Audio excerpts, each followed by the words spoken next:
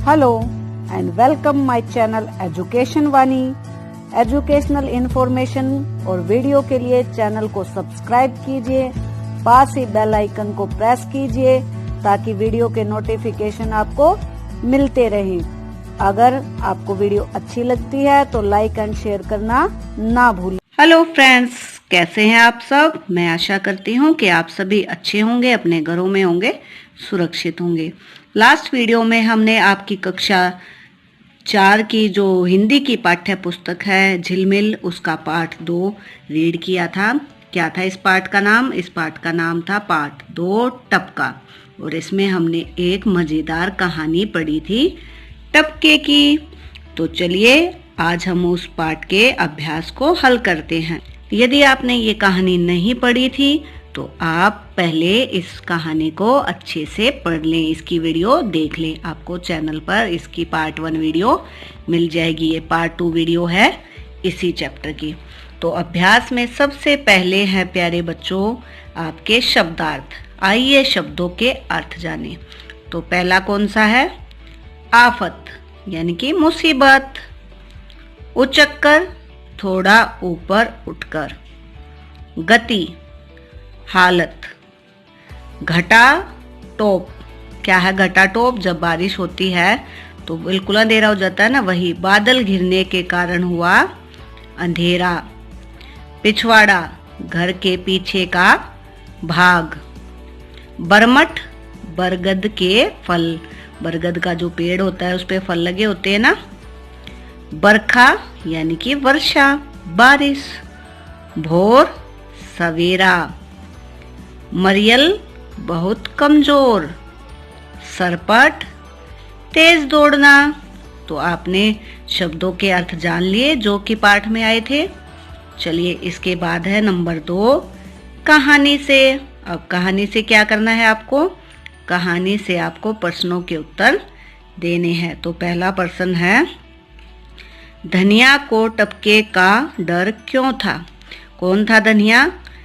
धनिया धोबी था और कहाँ रहता था? झोपड़ी में रहता था। ये नहीं लिखना आपको, ये मैं आपको बता रही हूँ। तो उसको क्या डर था ना टपके का, तो क्यों था? चलिए देखते हैं इसका उत्तर। अगर किसी के कपड़ों पर टपके का दाग लग जाए तो उसे निकालने में परेशानी होगी, इसलिए धनिया को टपके का डर था। समझ आया? क्योंकि टपके का दाग जल्दी से साफ नहीं होता। और धनिया जो था धोबी था, उसके पास बहुत से इंसानों के कपड़े रखे थे। अगर वो उनको धोता, उनके ऊपर टपके का दाग लग जाता तो वो साफ नहीं होते, जिसकी कीमत किसे चुकानी पड़ती? कपड़े खराब होने की, धनिया को। इसलिए उसको टपके का डर था।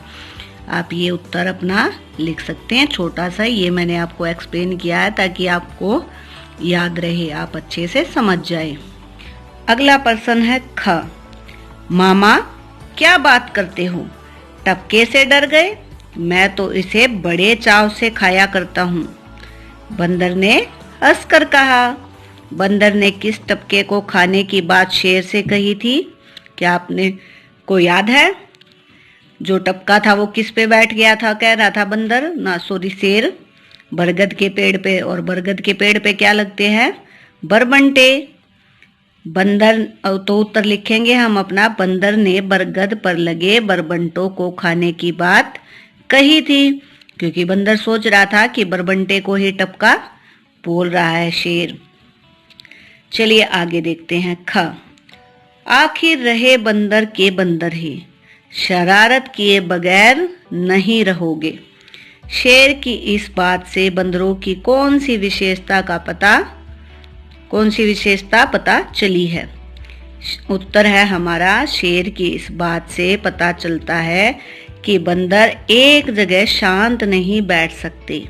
वे उछल कूद करेंगे या फिर शैतानी करेंगे। और इसीलिए आप सबकी तुलना भी बंदरों से की जाती है ना। आप भी बंदरों की तरह सारा दिन उछलते रहते हो। तो आप पता चला क्या विशेषता है बंदरों की, क्यों बच्चों को बंदर बोला जाता है, छोटों को। अगला है घ भाग। अजीब बात थी कि शेर कुम्हार से डर रहा था और कुम्हार शेर से। शेर और कुम्हार एक दूसरे से क्यों डर रहे थे? बताइए मुझे, कहानी में आपने पढ़ा था ना। चलिए लिखते हैं इसका उत्तर।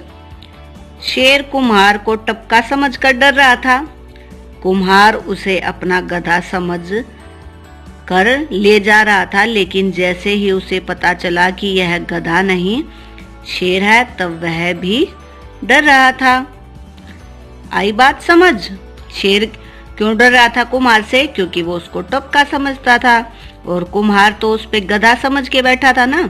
लेकिन जैसे उसको पता चला कि ये गधा नहीं शेर है, तो वो भी डरने लगा। शेर से तो सभी को डर लगता है ना। अगला प्रश्न है ड।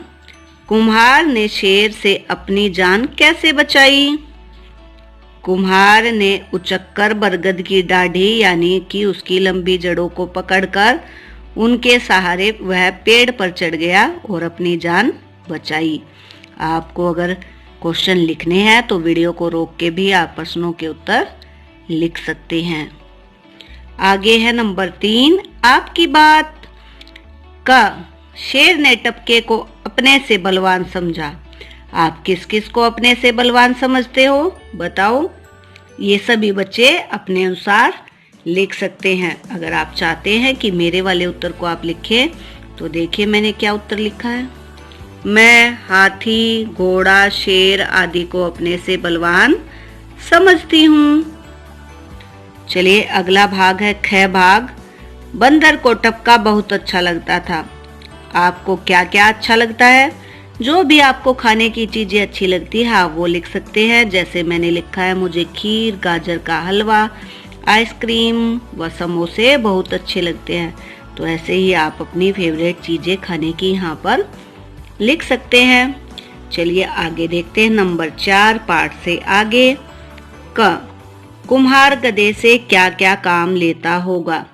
अब मुझे बताइए कि कुम्हार के पास गधा था ना, वो उससे क्या क्या काम करवाता होगा? सोच के बताइए जल्दी से। देखिए अपना उत्तर। कुम्हार गधे से यह सब काम लेता होगा। नंबर 1, खादान से मिट्टी को ढोने का काम, बने हुए मिट्टी के बर्तनों को एक जगह से दूसरी जगह ले जाने का काम, खुद की सवारी का काम। आप रोक के उत्तर लिख सकते हैं। अगला है नंबर 2, टपके का दाग धुलता भी तो नहीं। पता करे ऐसे और कौन कौन सी चीजें हैं जिसके दाग कपड़ों से नहीं छूटते। तो ये आपको पता भी होगा। जब आपकी मम्मी डांटती है कि आपने ऐसे गंदे दाग लगा लिए, ये नहीं छूटते, तो वो कौन से दाग होते हैं? ग्रीस के दाग, आम के दाग, चटनी के दाग, वही आपको लिखने हैं। चलिए देखते हैं इसका उत्तर आपको कैसे लिखना है। आम का रस, चाय, कॉफी, अनार का रस, हल्दी, शाही आदि के दाग कपड़ों से नहीं छूटते हैं। आप चाहे तो और ज्यादा भी लिख सकते हैं, नहीं तो आप छोटा सा उत्तर भी लिख सकते हैं। चलिए अगला भाग देखते हैं। ग भाग। शेर जब बरगद के पेड़ के नीचे से गुजरा तो कुम्हार ने उचक कर पेड़ की डाढ़ी पकड़ ली। अगर शेर बरगद के पेड़ के नीचे से न गुजरता तो कुम्हार क्या करता? सोच के बताइए जरा। फिर कुम्हार को कोई नई तरकीब सोचनी पड़ती, जैसे अचानक कूद कर किसी झाड़ी के पीछे छिप जाना, क्योंकि जब वो दौड़ रहे थे तो अंधेरा था, शेर को तो दिखाई नहीं देना था कि कुम्हार उसके ऊपर से उछल के गया है या गायब हो गया है, क्योंकि वो तो उसको टपका समझ रहा था। घ, पाठ में आया है कि शेर और बंदर भागते भागते दूर निकल गए। वे दोनों भागकर कहाँ गए होंगे? तो प्यारे बच्चों, जब आप कहीं मुसीबत में होते हो भाग के कहाँ आते हो? अपने घर आते हो ना। तो शेर और बंदर का घर कहाँ था? जंगल में। तो वो दोनों भागकर जंगल की ओर गए होंगे। चलिए आगे देखते हैं नंबर 5। नंबर 5 है हमारा भाषा की बात। का, आधे का कमाल। क्या है इसका टाइटल? आधे का कमाल। जंगल में टपका उतर आया है। शेर और बंदर उत्तर की ओर भाग गए। अब इन वाक्यों में उतर का अर्थ है नीचे उतर आना और उतर का अर्थ है एक दिशा। यह है उतर और यह है उत्तर। नीचे कुछ शब्द दिए गए हैं जिनके अर्थ लिखने हैं अपने, और क्या करना है, वाक्यों में इनका प्रयोग करना है। तो जैसा कि आप देख पा रहे होंगे मैंने इनके साथ साथ इनका वाक्य में प्रयोग लिखा है। चलिए देखते हैं ये क्या है। पका यानी कि पका हुआ। बाग में आम पका है कि नहीं, क्वेश्चन पूछ रहा है वो। और ये है पक्का यानी कि निश्चय। मुझे पक्का विश्वास है कि तुम सब पास हो जाओगे। ये है मिट्टी। कौन सी मिट्टी, जो जिसको माटी भी बोलते हैं, है ना, सोयल। कुम्हार मिट्टी के बर्तन बनाता है। ये है मिट्टी यानी कि खत्म हो जाना। यहाँ की कालिक तो मिटी ही नहीं, यानी कि जो दाग लग गए थे वो नहीं मिट पाना, ये वो वाली मिट्टी है। कटा, किसी वस्तु का कट जाना। पूछ कटा बंदर, देखो पूछ कट गई थी ना उसकी, पूछ फाड़ ली थी उसने। किसने, कुम्हार ने। कटा, आटे की छोटी बोरी। आपने देखा है ना, हमारे स्कूल में भी आटा आता है, चावल आता है, तो एक उसके अंदर होते हैं, वो उसको क्या बोलते हैं, कट्टा। आटे का कट्टा लेकर आओ। आगे है गदा, हाथों में पकड़ने वाला हथियार। महाभारत के युद्ध में भीम ने दुर्योधन पर अपनी गदा से वार किया। और ये क्या है, गद्दा, रुई से बना हुआ मुलायम बिछोना। चारपाई पर गद्दा बिछाओ। यह है फटा, फटा हुआ। फटा नोट लेकर मत आना। मम्मी बोलती है ना, शॉप पे जाते हो जब, कि फटे हुए नोट मत ले आना। और यह है फट्टा यानी कि लकड़ी का टुकड़ा। लकड़ी का फट्टा लेकर आओ। अब है ख भाग। ख भाग में क्या दिया गया है, एक ही मात्रा। दुकान पर बहुत सारे फल रखे थे। फलों की खुशबू चारों ओर फैल रही थी। इन वाक्यों में को ध्यान से देखिए। ये क्या है, फ और ल है, और ये भी फ और ल है, लेकिन इसको हमने क्या पढ़ा, फल। फल आम, सेब, केले जो हम खाते हैं। और एक की मात्रा लगने से क्या बन गई, ये आय की फैल। बड़ी ए है ना, ये आय बोलते हैं इसको। फल पर अय की मात्रा लगने से नया शब्द बना फैल बन गया है। आप भी इन शब्दों में अय की मात्रा लगाकर नए शब्द बनाए व लिखें। अब ये है बल, जिसको ताकत बोलते हैं, उसके ऊपर अय की मात्रा लगी, क्या बनी, बैल। सर, सैर। पर, पैर। तर, तैर। घर, गेर। मल, मैल। खर, खेर। मना, मैना। इसके बाद है ख भाग। देखिए प्यारे बच्चों, अब ये हमारा जो चल रहा है भाषा की बात, ये व्याकरण पोर्शन है। इसमें हमने पहले क भाग में क्या सीखा कि जब एक शब्द है उसमें अगर कोई आधा वर्ण लग जाता है तो उसका अर्थ ही बदल जाता है, जैसे पका और पक्का। अब वैसे ही कुछ अन्य शब्द हैं जिन पर अगर मात्रा लगा दी जाए तो भी उनका अर्थ बदल जाता है। ये है बल यानी कि ताकत, हम में कितना बल है। और ये है बैल, गाय का जो होता है पुल्लिंग, वो होता है ना बैल। बैल खेतों में हल जोत रहे हैं, तो इन दोनों में अंतर हो गया ना। ये मना, हम किसी को मना करते हैं, और ये क्या है, मैना, जो एक पक्षी का नाम है। तो सिर्फ एक मात्रा से ही शब्द का रूप बिल्कुल बदल गया। यही हम इस पाठ की व्याकरण में सीख रहे हैं, जिसकी हेडिंग है भाषा की बात। चलिए अगला देखते हैं, ग भाग।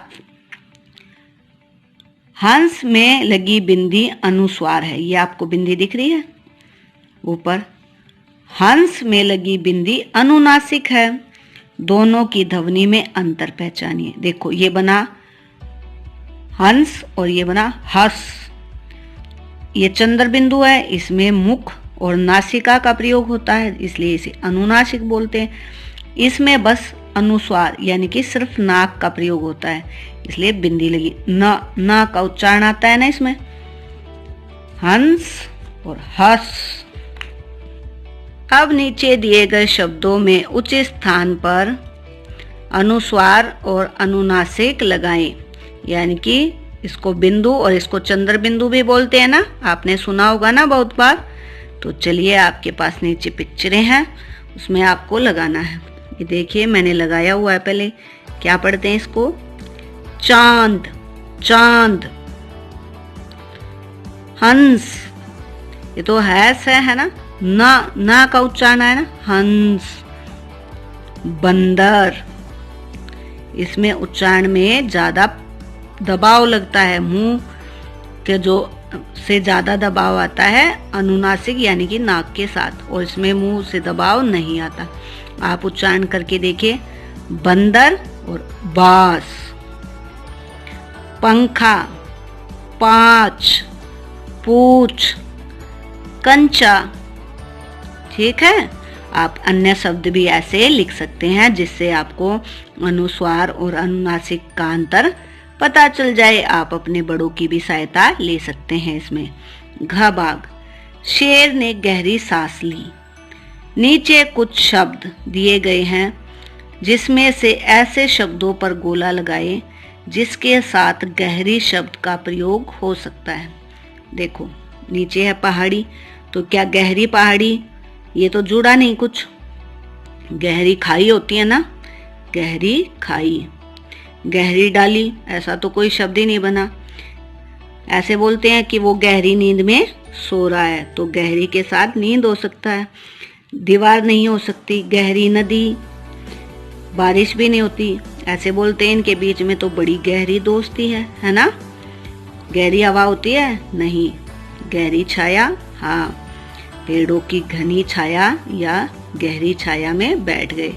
तो जिनके साथ गहरी शब्द लगा सकते थे उनके ऊपर हमने सर्कल बना दिया है। चलिए, इस पाठ का अंतिम पाठ है 6।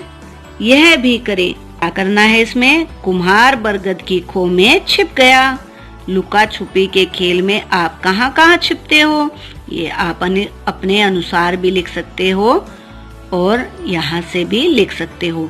जब आप घर में होते हो तो आप अलमारी के पीछे, बेड के पीछे, पर्दे के पीछे, सोफे के पीछे, दरवाजे के पीछे छुप जाते हो। और अगर आप स्कूल में हो तो कहाँ छुपते हो? स्कूल में पेड़ों के पीछे छुप जाते हो, आप झाड़ियों के पीछे छुप जाते हो। पार्क में भी ऐसे ही खेलते हैं, जब ऐसे ही छुपते हैं ना, तो वही चीजें आपको लिखनी है। देखिए मैंने लिखा है दीवारों के कोनों में, बेड के नीचे, किसी बड़े व्यक्ति के पीछे, सोफे के पीछे, पेड़ के पीछे, झाड़ियों में, जहां भी आपको छुपने का स्थान दिखता है। खेल में वहीं छुपते हैं ना। मैं उम्मीद करती हूँ कि आपको ये पूरा चैप्टर अच्छे से समझ आया होगा और आपने सभी प्रश्नों के हल को जान लिया होगा। मैंने सभी प्रश्नों के हल लिखित रूप में आपके सामने पेश किए हैं। अगर आपको इन क्वेश्चनों को लिखना है तो आप जगह जगह वीडियो रोककर या स्क्रीनशॉट लेकर भी अपने उत्तर लिख सकते हैं। आप सुंदर राइटिंग में अपने प्रश्नों को अपनी नोटबुक में नोट कर लें। अगर आप पाठ को ध्यान से पढ़ेंगे तो हमेशा आपको प्रश्नों के उत्तर आते रहेंगे। मिलते हैं नेक्स्ट वीडियो में, तब तक अपना ध्यान रखिए और चैनल के साथ जुड़े रहिए। और ये कहानी आपको कैसी लगी ये मुझे जरूर बताइए। Take care.